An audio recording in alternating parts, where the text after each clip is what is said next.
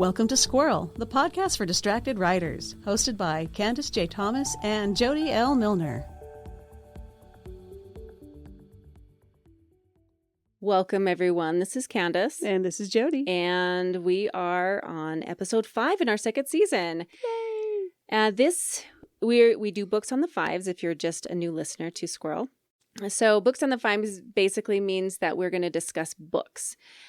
Specifically maybe reviews or anything that within a specific theme. And this week we've got our favorite book adaptations that they've taken books and done movies out of them. So we're discussing our favorites and how faithful the adaptation stays to the book. There are a few rules, Ju. You got it? Well, there were rules about this? Dang it. I wrote a few rules. You need to tell us if you have read the book before you saw the movie or after, and which one did you like more. Okay? Check. Those are our rules for this episode. Okay? I can do that. All right. Do you want to go first? I can go first. You go first. So our first category are favorite movies from when we were young.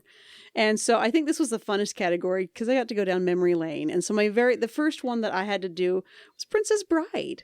Princess Bride was one of those childhood movies that I completely adored. And do I need to even explain it? I think this is a movie that everyone knows well enough. Or everyone but I should did see. read the book. I didn't read, it was well into adulthood when I did pick up the book. But I was really delighted at getting more of the backstory of the characters in the book. And I thought that was really fun because they did stay very true to those characters in the movie. And so that was one of my favorites. And did you watch it before? Or I guess you read the book after. I did. I read the book after. I picked Return to Oz. So creepy. Right? This is my childhood memory. Like nightmares. I loved this movie so much when I was young. I mean, I was really, really young when I don't even remember what year it came out. 82, 83? I would have I to don't look know. it up. But it was early and I was young, and it has the special type of creepy that stays with you. Any until movie you're that older. has removable heads. Yes. Yeah, you get the creepy vote. Mombi was absolutely terrifying. She would just wear anyone's heads. They're like, Ozma was stuck in the mirror. The whole electricity thing kind of scared me too, because, Dorothy's going to they're using electroshock therapy to say that I don't know. There's a couple crazy. weird elements in there that I think if I watched it as an adult, I would have a lot to say. Yeah, well, as a kid, I didn't get it. I didn't read the books until way later in my life. It was like one of these summers where I decided to just read all of those Oz books, and they're all very different. They're not as pretty and shiny as they are very much in the not. movies. No, they're it's rather demented and dark. And I got a completely different perspective from reading the books, but that didn't change I still love the movie more because it has a special place for me. So that's mine.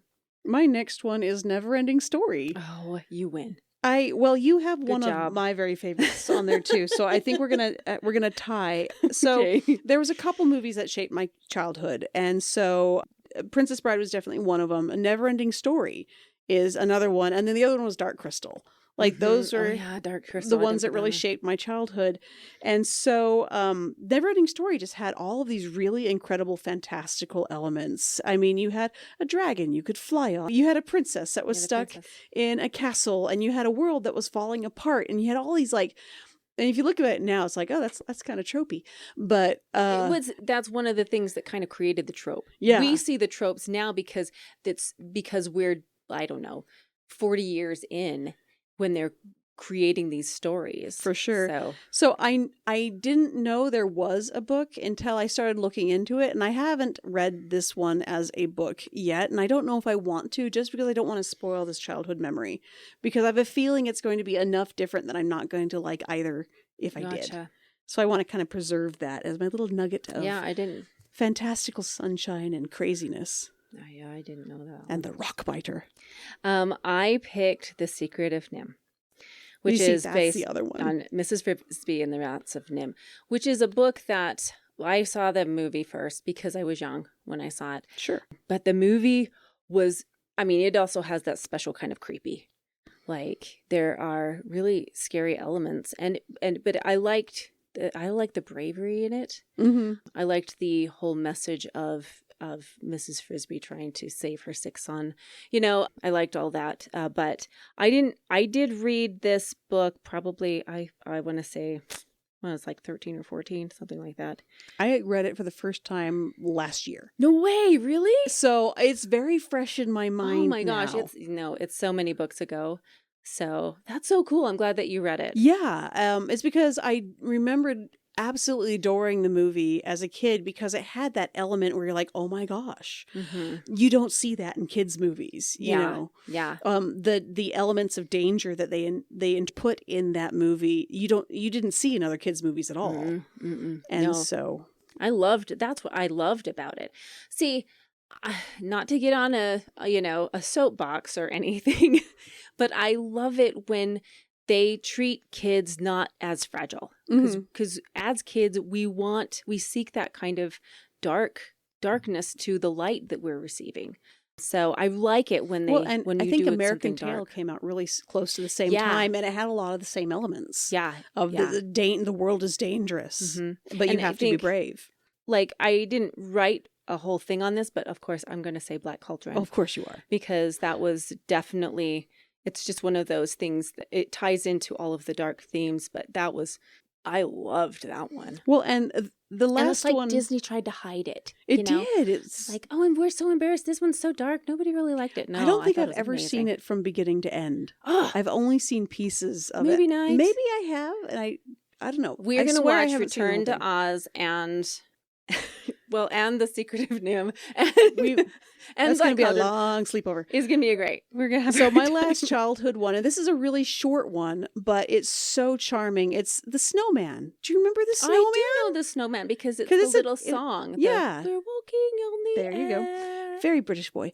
And they're floating in the moonlit sky. We watched this every single year in elementary school. That's so sweet. And if you haven't seen the film, it is a film without words.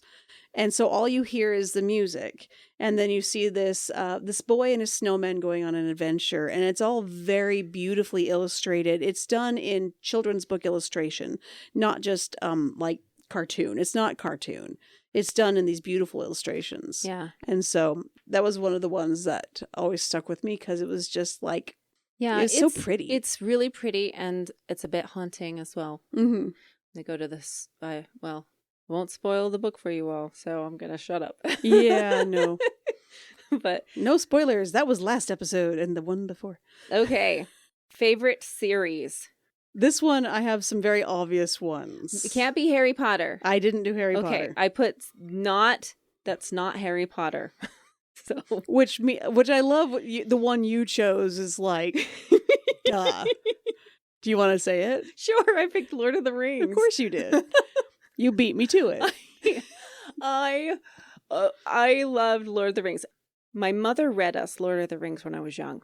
So I knew the story to a point. And then I decided I wanted to read the books before the movies came out. Now, the movies, if you remember, came out like every 6 months to a year, right? So it was like one movie came out, then 6 months later, another movie came out, and then a year later, Return of the King came out, I believe. Or maybe it was just... I was living in Argentina at the time. I don't remember. Oh, lovely. That sounds nice. No, so that's what... So I had a chunk of time to read these books before, and I will go into spoiler here. So I read the first book, The Fellowship, which leaves you in like this forest where they just got through the boats. And it leaves you in this forest. Okay, the end of that book. And I had not started The Two Towers because I wanted to be fresh in my mind. So I went and saw Fellowship. The end of Fellowship is where Boromir betrays everybody. And I was like, what is this? You guys are making up this story. Surprise! I did not even see that coming. You're pulling from the source material. Maybe that was a really great way to watch because I was completely surprised by that. And then I started Two Towers and the book, and I went, oh my gosh, it's right there. in like the first 3 pages. So anyway, that's my story. I loved Lord of the Rings. I also put like not the Hobbit movies. I didn't like the Hobbit movies. They took a while to grow on me, mainly because I thought Thorin was kind of hot. Well, anything that Richard Armitage does, Yes, we'll just I call it can right there. get behind that. But So. they were stretching a very small book into 3 very long movies, and that's where there was a big problem there. And so they tried to pull in other elements, and a lot of people don't think it was successful. So Well, my first maybe pick one. for a favorite series was, I mean, my obvious one is The Witcher, because duh. I mean, duh. I can't do anything long enough without being like, oh yeah, The Witcher. So the Chronicles of Narnia. I read those as Oh, a yeah. kid all over the place Mhm. and was absolutely in love with these books. I started with The Magician's Nephew and Yeah, worked me too. all the way through. That was the first series that I actually finished Mhm. when I was younger. So, and I started with Magician's Nephew as well. Yeah, and the world is so much more complicated when you do read the whole thing because there's all these other aspects to it, like where all these different characters come from. And so I loved when they did the movie of Lion Witch in the Wardrobe, this most recent one. I absolutely adored how loved they did it. it. They treated it with so It much was respect. So like my imagination. Exactly. I loved that they got Tilda Swinton for the White Witch. Oh, no I kidding. adore her. Like everything she's in is got this weird quality to it that I Mhm. adore. Mm-hmm. Yep, I agree. And then, I mean, for the Witcher series, so this is the weird story of, I saw a picture of a warrior dude with this girl on his back, and I just fell in love with it so much that I had to figure out everything about it. And so I'm like, oh, what's this from? And so I found it was from this video game, which is The Witcher. And I started watching snippets of the video game on YouTube because they'd have the cutscenes on YouTube. And I'm like, this is really cool. I love this. And then I read all the books, and I still have gotten only 20 hours of gameplay into Witcher 3. So you are neck deep. I fan. am eyeball deep. I am very much eyeball deep. You're I not can, just like ankle deep. I You can are talk about it all in. until people's faces turn blue. Very good. There's an obsession level of interest there, possibly. Yeah. It's a healthy obsession. I mean, I could be into other things. Yep. Okay, I think our next section was period drama, Yes. like historicals. Yes. That's right. What did you pick? Okay, I have 2 that I really loved, that I loved the books too. So Memoirs of a Geisha. Okay. And then the other one Which is... I've never seen either. Really? I haven't seen that one, and I have not read the book. I know nothing. It's... If you like Japanese historical, and I have a weird soft spot for it, then you'll find the culture really interesting, because there's like you'll see a lot of the echoes of Last Samurai Oh, with some of the cultural elements there. So I had just this fascination with Japanese culture for a while, which is why I have a username that keeps popping up every now and then. That's Japanese. I haven't used it for a while, but That's funny. But it's Tsuchigiri, which it's a twist on Tamashigiri, which is to test one's sword on a chance passerby.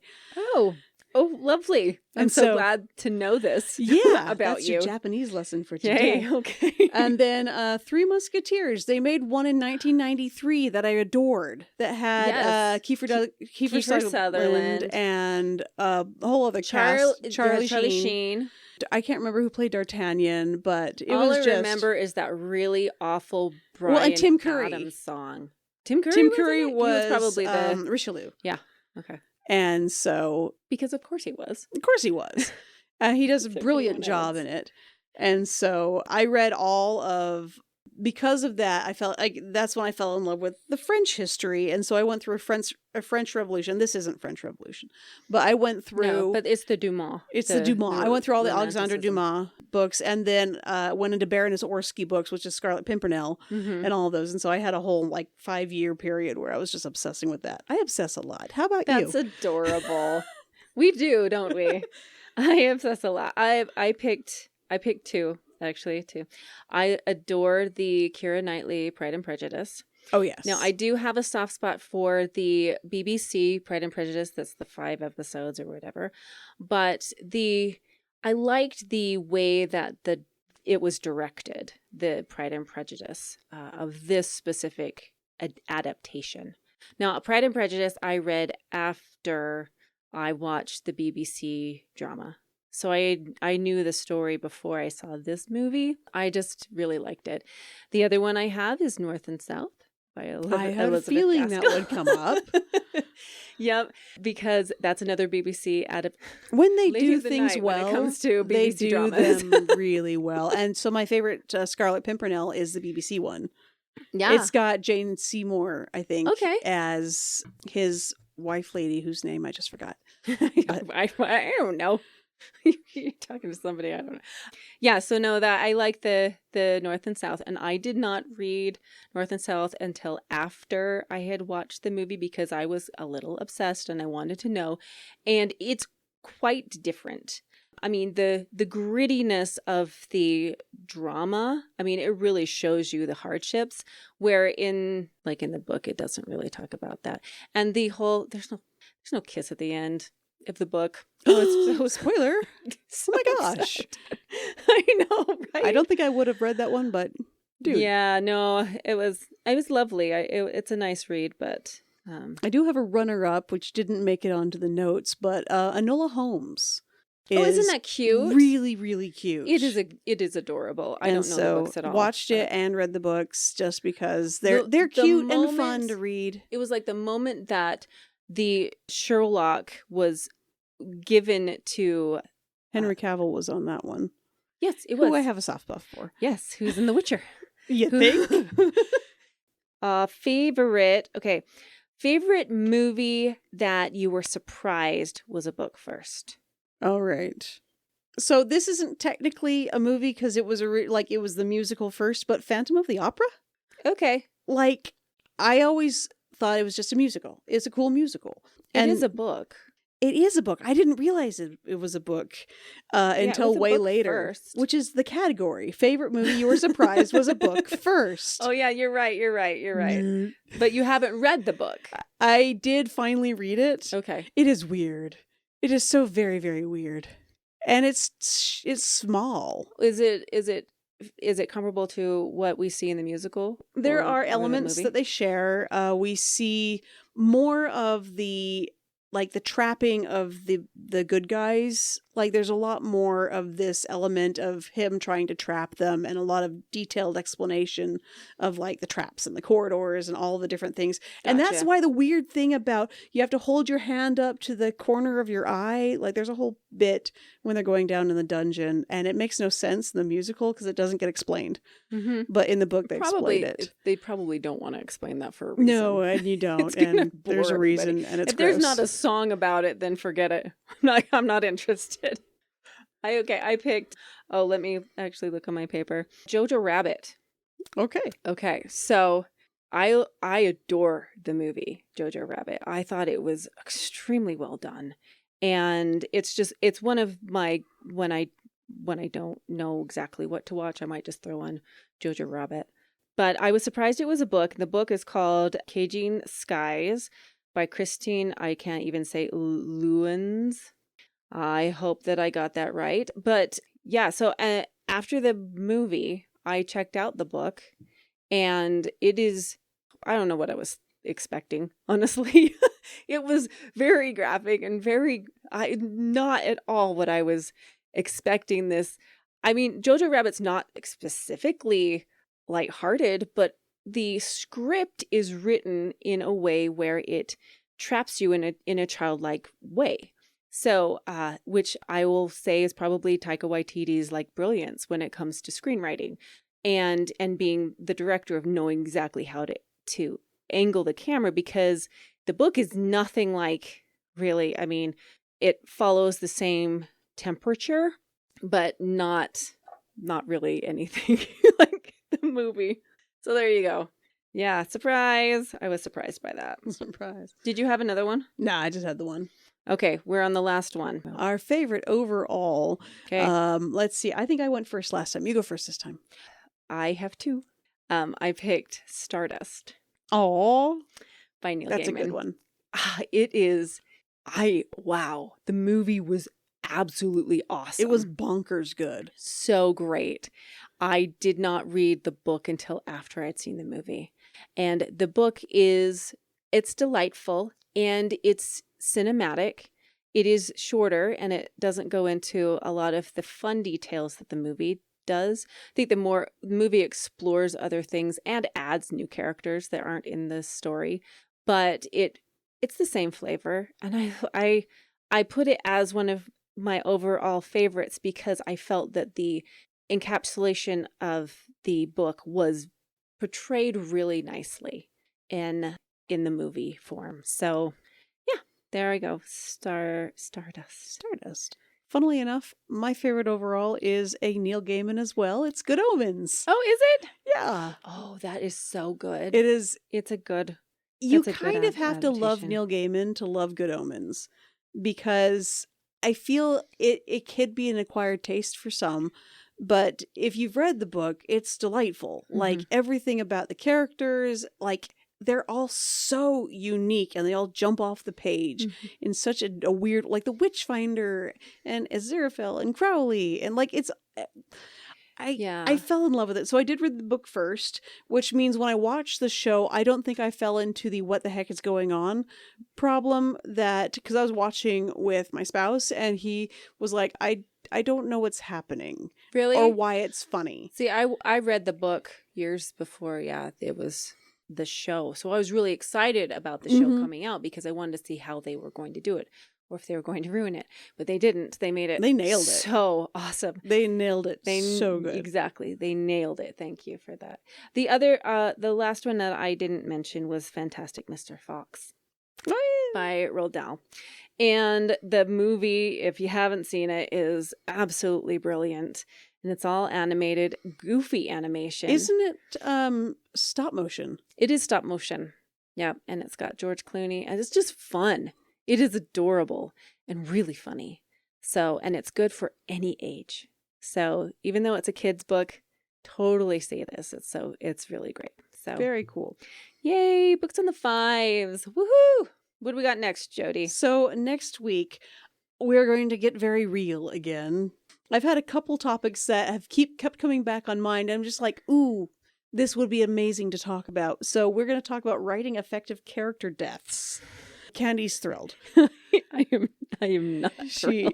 She is writhing in pain at the moment. We will see how this goes because we'll be very analytical with it. It's okay. I mean, it's just we'll see how it goes. That's all I have to say. All right. A huge thank you all for listening today. If you've enjoyed what you've heard, if you've laughed, if you thought our books were funny, if you want to send us money. Oh, wait. It rhymed. What? Please remember, we have a Patreon. We have a Buy Us a Book. If you go to the Buy Us a Coffee website, you can buy us books. And as always, like and subscribe. Also for Patreon, we are doing some special things for Patreon listeners. We're doing specific outtakes, and we're also doing a summary of what we've done for the month. So if you want to be more part of our community, definitely join. Yeah, the blooper reels are worth it. Oh my gosh. Oh yeah. This has been great. Thank you, Candy. You bet. Thank you for listening to the Squirrel Podcast for the Distracted Writer with Candace J. Thomas and Jody L. Milner. Please like and subscribe to our podcast for updates and new episodes, and find more information at our website, squirrelpodcast.com. Stay distracted, everyone.